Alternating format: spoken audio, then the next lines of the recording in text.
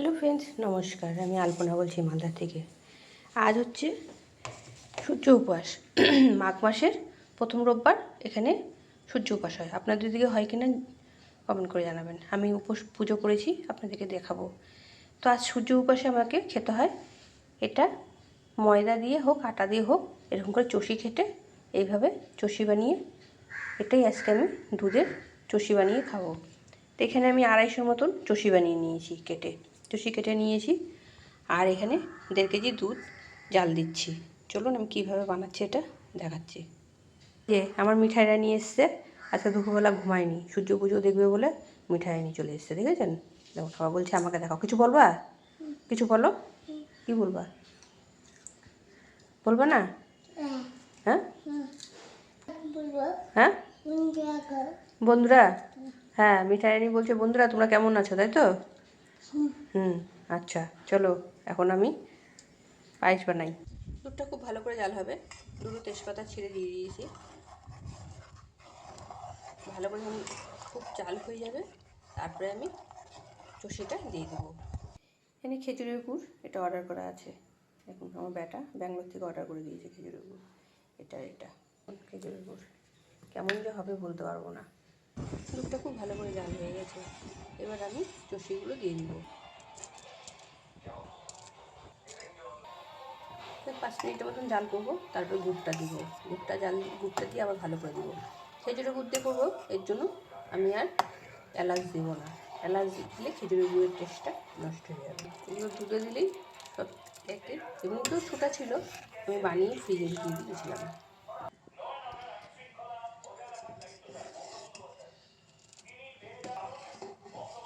আমার দুধটা জাল হয়ে গেল। 100 মতন গুড় দিয়ে দিলাম।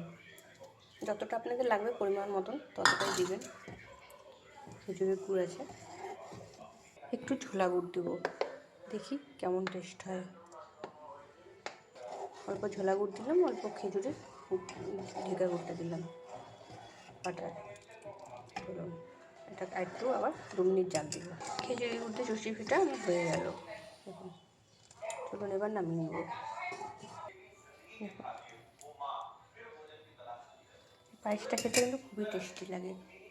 কেমন হচ্ছে অবশ্যই কমেন্ট করে জানাবেন। আশেপাশে পড়ে আছে। চলুন রাখছি, টাটা।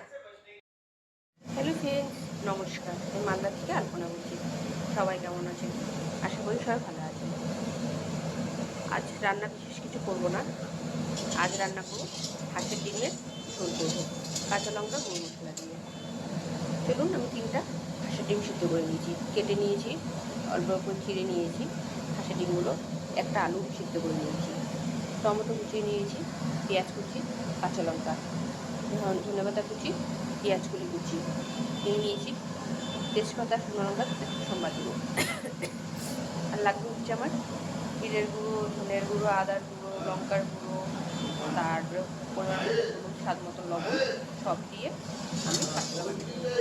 চলুন প্রথমে আমি তেলটা গরম করে নিয়েছি, এবার ডিমটা ভেজে নিই। ডিমটা বেশি ভাজবো না, আমরা 2জন মানুষ, তাই একবেলা রান্না আজকে আলাদা হয়ে গেল। আমি আলুটা এর মধ্যে দিয়ে দিলাম, ডিমটা এবার নামিয়ে নেবো। আমার বিশেষ কিছু রান্না করে হয়ে ওঠে না, কর্তাও চলে যায়, বাড়িতে আমরা 2জনেই থাকি।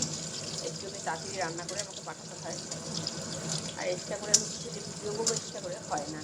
আমার ভিডিওগুলো আপনারা কে কোথা থেকে দেখবেন অবশ্যই কমেন্ট করে জানাবেন। আর নতুন যারা আছেন চ্যানেলটা সাবস্ক্রাইব করুন, তাহলে সবার আগে নোটিফিকেশনটা আপনাদের কাছে পৌঁছে যাবে। আর আমার রান্নাগুলো কেমন লাগে অবশ্যই কমেন্ট করে জানাবেন। আমি ঘরোয়া মশলা দিয়ে নিজের মতনই রান্না করি। হ্যাঁ, আমি একটু তেলটা বেশি খাই, এটাই। শুকনো লঙ্কা, তেজপাতা, জিরে সম্বাদ দিয়ে দিলাম। সম্বাদটা আমি খুব পরিমাণে কম দিই, সম্বারগুলোকে বেছে বেছে ফেলে দিই। পেঁয়াজ কুচিটা দিয়ে দিলাম, ধনে পাতা, টমেটো, লঙ্কা সব দিয়ে দিলাম, দিয়ে একটু ভাজা ভাজা করবো। তারপরে মশলাটা দিব, এবার গুঁড়ো মশলাগুলো সব দিয়ে দেবো, দিয়ে ভালো করে নাড়াচাড়া করে একটু জল দিয়ে দেবো, যাতে মশলাটা ভাজা হয়ে যায়। মশলাটা দিয়ে ভালো করে জল দিয়ে মশলা যতক্ষণ তেল বেরোবে, তেল বেরোনো অবধি অপেক্ষা করবো।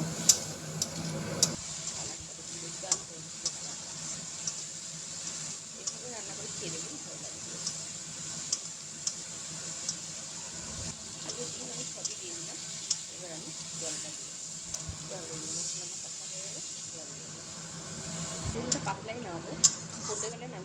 বিনা গরম মশলা, যাতে খুব ভালো লাগে গরম মশলা একটু কম করে। আমার ঝোল রেডি।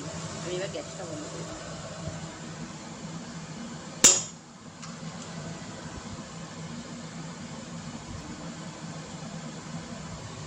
আমার ডিমের ঝোল রেডি। কাঁচা লঙ্কা দিয়ে, ধনে পাতা, পেঁয়াজ কুচি, টমেটো দিয়ে ডিমের ঝোল সেদ্ধ করবো। আর আলু করলা পেঁয়াজ দিয়ে ভাজা করে দিই। কেমন হয়েছে রেসিপিটা অবশ্যই কমেন্ট করবেন। যারা নতুন আছেন আমার চ্যানেলটা সাবস্ক্রাইব করুন। নতুন নতুন রান্না দেখার জন্য সঙ্গে থাকতে হবে। Tata bye.